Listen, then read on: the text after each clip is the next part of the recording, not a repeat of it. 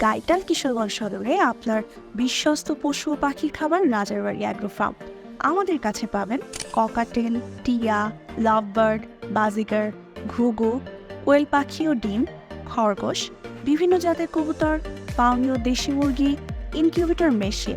Order করতে call করুন 0178096075।